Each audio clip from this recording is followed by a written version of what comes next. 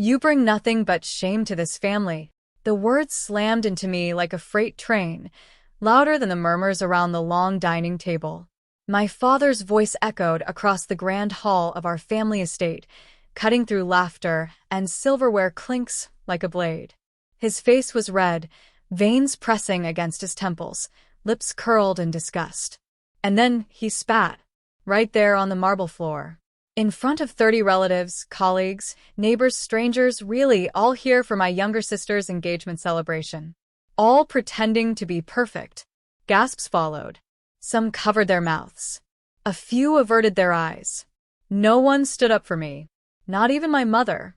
She stood like a marble statue at the end of the table, eyes glassy, arms crossed tightly over her designer shawl. No sympathy. No words. No reaction. Her silence was worse than his rage. I felt the sting crawl up my throat, but I didn't cry. Not anymore. Not for them. My hands trembled slightly as I reached for the glass of water beside me, mostly to stop them from shaking in the open. I glanced at my plate. Untouched. I wasn't hungry anymore. "I told you not to show up," my father seethed. "But you just had to drag your pitiful presence into this family's moment. Always making it about you." My sister, Ivy, smirked across the table, brushing a perfectly curled strand of hair behind her ear. She said nothing either. She didn't need to. Her eyes were gloating enough. "You're not welcome here," my father growled, the final sentence spat like venom. "You never were." The room was silent, watching me like I was some scene in a drama they didn't want to miss. I opened my mouth to speak when I heard the sound of a chair scraping across the wooden floor. It was Grandpa. Elias Alden, my father's father, slowly stood from the far corner, where he'd been sitting in silence all evening, eyes sunken beneath thick gray brows. Nobody noticed him much anymore. Just the old man, whose stories bored people and whose legacy was slowly being claimed by my father's arrogance. He said nothing at first. Instead, he placed a hand on the shoulder of his nurse and motioned her to step back. Then, from behind his chair, he pulled out a box. An old, weathered wooden one. Edges chipped, brass hinges tarnished with age, a leather strap holding it closed. Everyone's eyes followed it as he brought it forward and set it down right on the center of the long table. My father narrowed his eyes. "What is this, Dad? What are you doing?" Grandpa didn't look at him. He turned to me instead, his gaze steady, knowing. "Sit down, sweetheart," he said softly to me. "You'll want to be here for this." I sat slowly, heart pounding. Then, without another word, he unfastened the strap and opened the box. Inside were letters. Dozens. Maybe hundreds. A journal. Photos. Receipts. A necklace. Even a worn-out toy elephant I hadn't seen since I was 5. My mother took a shaky step forward. My father went pale. "Maybe," Grandpa said, voice trembling but fierce. "You should explain this." And that's when the whole room fell into stunned silence. My father didn't move. His jaw tightened as if the hinges had rusted shut. He looked at the box like it was some kind of trap, like the mere sight of its contents had pulled him into a war he'd long buried. His lips parted, but nothing came out. My mother looked like she might faint. Grandpa leaned on his cane, steadying himself before he spoke again. "I kept everything. Every letter. Every card. Every drawing she made as a child. You said she was a disgrace. A burden. You told everyone she ran off, threw her life away, but you left out a few details, didn't you?" I could hear my own heartbeat thudding in my ears. I had no idea what was coming. My father's voice cracked through the silence. "This is not the time." Then when Grandpa cut in, his voice rising, not loud, but sharp. Sharp enough to slice through pride and pretension. "You humiliated your daughter in front of strangers. You spat on her, called her shameful. But tell me, Greg, what's more shameful, her honesty or your lies?" Gasps rippled through the room. My father looked around, suddenly very aware of the audience. Ivy muttered under her breath, "This is ridiculous." Grandpa turned to her. "Stay seated, Ivy. You don't want to embarrass yourself further." I blinked, confused. What was in that box? Grandpa lifted the top letter with shaking hands and handed it to the woman seated closest to him, Mrs. Caldwell, our neighbor of 20 years. Read it, he said. Mrs. Caldwell adjusted her glasses and began softly. Dear Grandpa, I know you probably won't get this letter. I mailed it to your old house because I didn't know where else to send it. I just wanted to say I miss you. I wish you'd been at the art gallery. I sold 2 pieces. My first real sale. She paused, looking around. I never stopped thinking about our walks. About how you said my art made you feel like a boy again. I still paint, even when no one looks. Even when my own family says I'm wasting my life. She trailed off, voice cracking. People shifted uncomfortably. I never got a response to those letters, I whispered, stunned. Because your father took them from the mailbox, Grandpa said grimly. Every single one. My chest caved. I looked at my father. You what? He stood suddenly, slamming his fist on the table. Because I didn't want you feeding her delusions. She had talent, Grandpa snapped. She had nothing, he yelled. A dropout, a dreamer, living off tips and fumes. You think art puts food on the table? She refused to listen. I was trying to protect her. By erasing her? His silence was the answer. My fingers curled around the edge of my chair as something heavy sank into me. So all those years of feeling unseen, discarded, wasn't just my imagination. You burned the bridges before I could even walk across them, I whispered. Still, my voice shook less than his. Grandpa turned to the others. She wasn't the one who failed this family. She wasn't the shame. She was the only one brave enough to chase truth. Ivy rolled her eyes. Please. She lived in a shoebox apartment and worked at a coffee shop. If she's so brave, why is she still alone and broke? I looked right at her. Because I didn't want to marry for money like you. Dead silence. Aunt Valerie's wine glass clinked softly against her plate. Grandpa took out a photo and held it up. This was taken 2 years ago. That gallery she mentioned? It wasn't a small room, it was downtown Chicago. Her painting was purchased by a man who didn't even speak English, but he said her work felt like home. My eyes burned. I hadn't known he was there that night. She never stopped writing. Never stopped painting. Never stopped trying. That's more than I can say for half the people in this room. My father sat down like his knees had buckled. My mother still hadn't spoken a word. And then Grandpa said quietly, You owe her an apology, Greg. All of you do. The room turned to me. My father looked like he wanted the earth to swallow him whole. But I didn't need to hear his apology. Not anymore. Because for the first time I saw it, the shift. The power wasn't theirs anymore. Not the people who ridiculed me. Not the ones who shunned me. I didn't need to scream. I didn't need revenge. The truth was enough. Kindness, real kindness, was in the grace of rising when they wanted you on the floor. I stood up. Calm. Clear. I came here hoping maybe things had changed, I said. But it's okay. Because I changed. And with that, I walked out. But the story was far from over. Because 3 days later, a letter arrived at the estate with my name on the envelope, and what it revealed would leave the entire family reeling.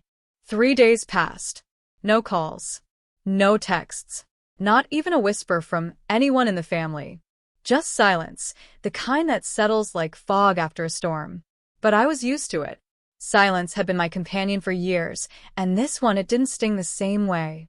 I poured myself a cup of coffee in my tiny apartment, cracked tiles, humming fridge, half-done canvases scattered across the floor, and stared out the rain-soaked window. That dinner replayed in my head, piece by piece. The venom in my father's voice. The frozen look in my mother's eyes. Ivy's smirk. And Grandpa, his trembling hand on that wooden box like it held the very soul of our fractured family. Then came the knock. A sharp, quick one. Not the kind that came from neighbors. I opened the door to find a courier standing in the hallway. Miss Alden, he asked. Yes. He handed me a thick envelope. No sender name. Just my name, written in familiar handwriting. My heart stalled. I need a signature, he said. I signed, closed the door, and stared at the envelope like it might detonate. I recognized the penmanship. Grandpa's. With shaking hands, I tore it open. Inside was a handwritten letter. No email, no legal forms, just ink on paper. My dearest Camila, if you're reading this, it means I've already put in motion what I should have done years ago. I watched them strip you of your voice. I watched them diminish your worth. And I said nothing for too long. But not anymore. This family forgot what legacy really means. Your father believed inheritance is built in boardrooms and bank vaults.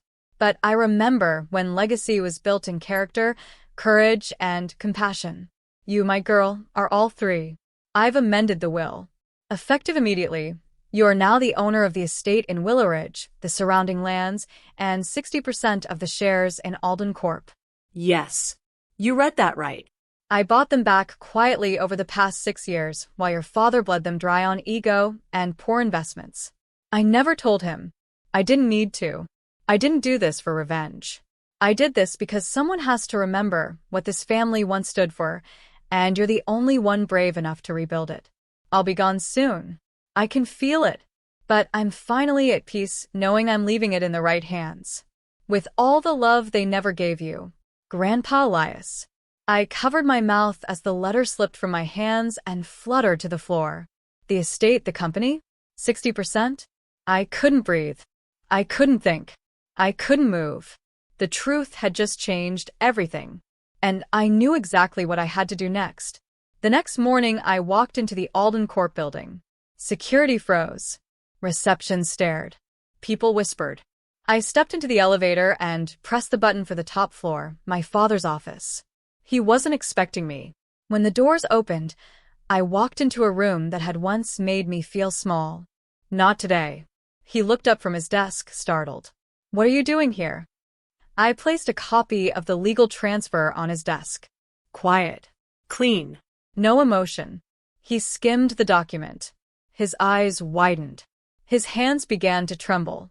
No, he whispered. This isn't real. It is. 60%, he choked. He gave you 60%. My voice was steady. I didn't ask for any of it.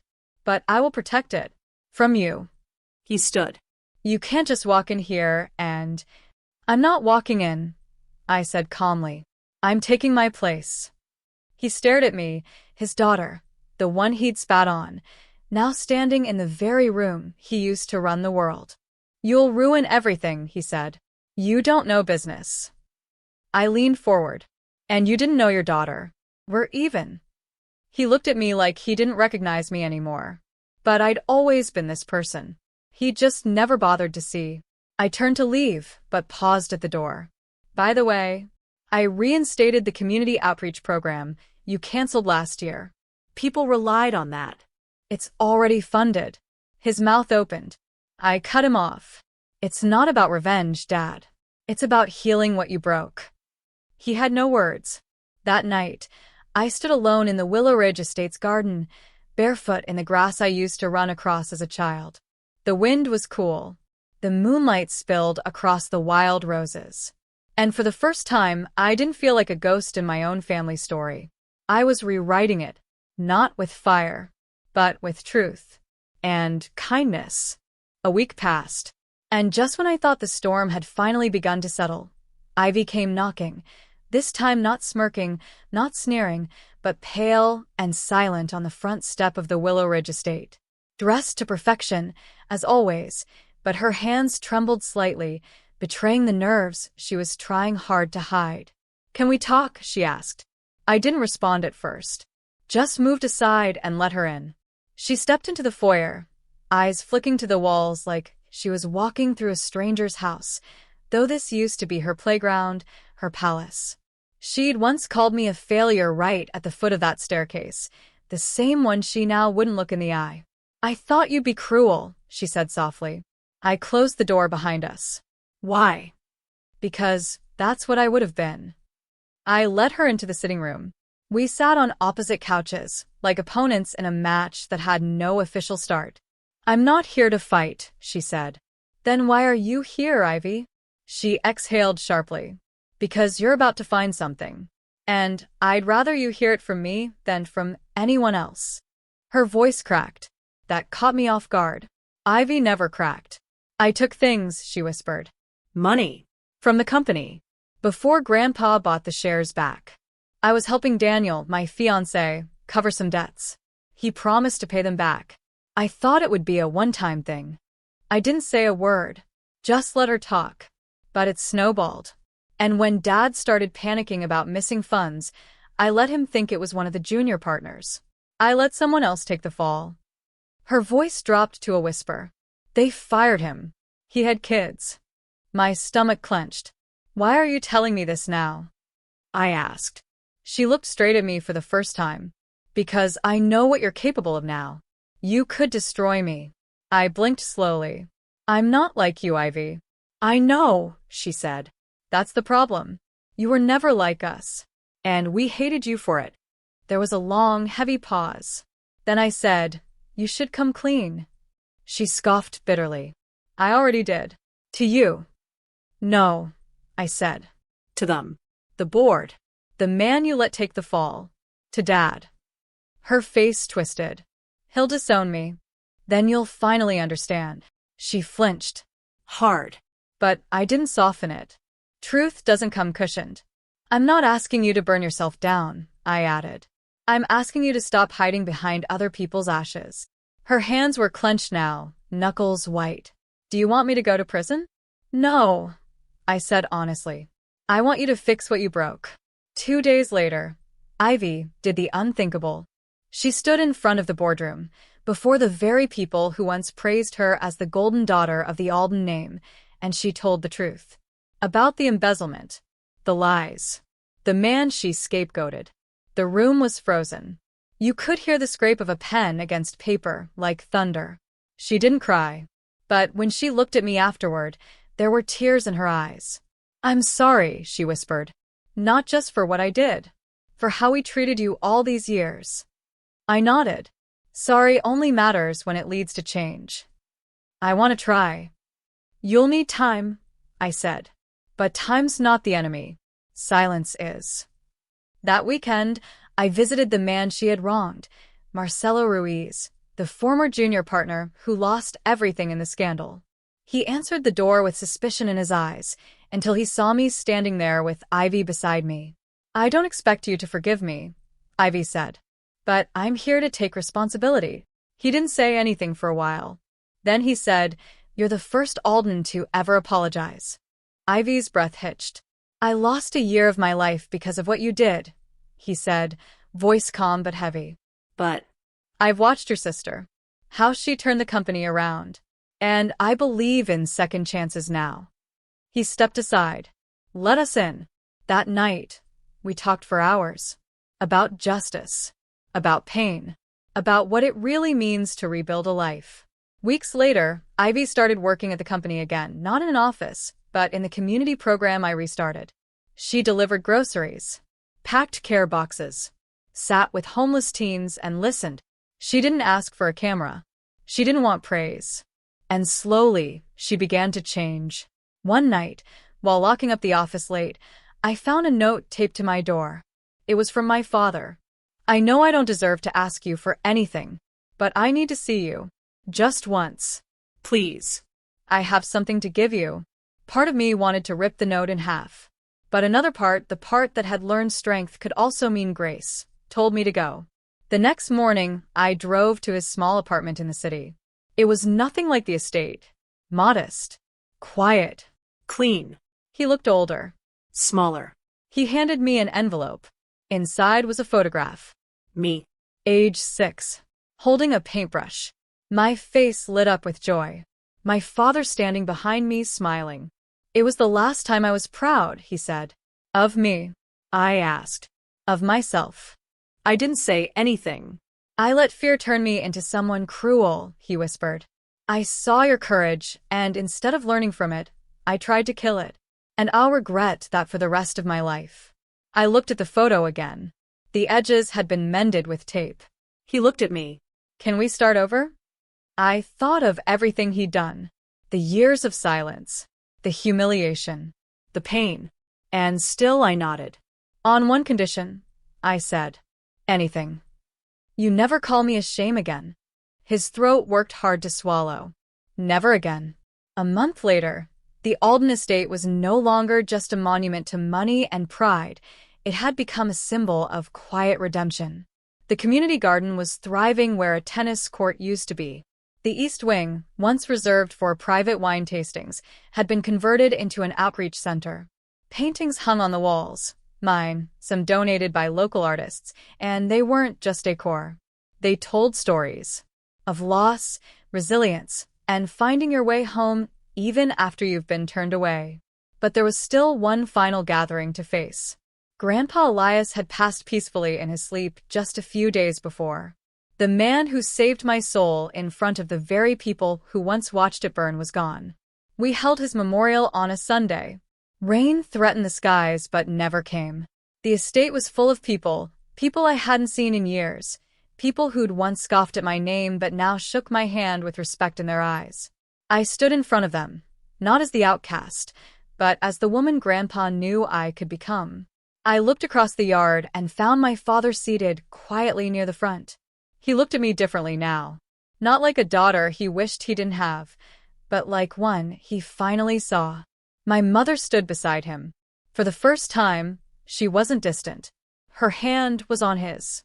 And Ivy? She was behind the refreshment table, passing out lemonade, wearing jeans and a plain shirt, smiling at a child who dropped his cup and helping him pick it up without a single sigh. When it was my turn to speak, I held the mic with both hands. My grandfather once told me that blood doesn't make a family strong. Truth does. And kindness. And the courage to stand back up when the world's on fire. I looked at the crowd. I was told I brought shame to this family. But the truth is, what brings shame isn't falling down. It's refusing to get back up. What brings shame isn't failure. It's choosing cruelty over compassion. Silence over justice. Pride over love. A quiet hush fell. I'm not here because I want a revenge, I continued. I'm here because someone believed I deserved more. And, because of him, I learned to believe it too. My eyes landed on the old wooden box, now placed beneath a tree, sealed with a plaque. To the one who remembered. To the one who never forgot. To Elias Alden, who passed the torch to the brave. I smiled. My throat burned with emotion. But I'm not the only one he saved, I added.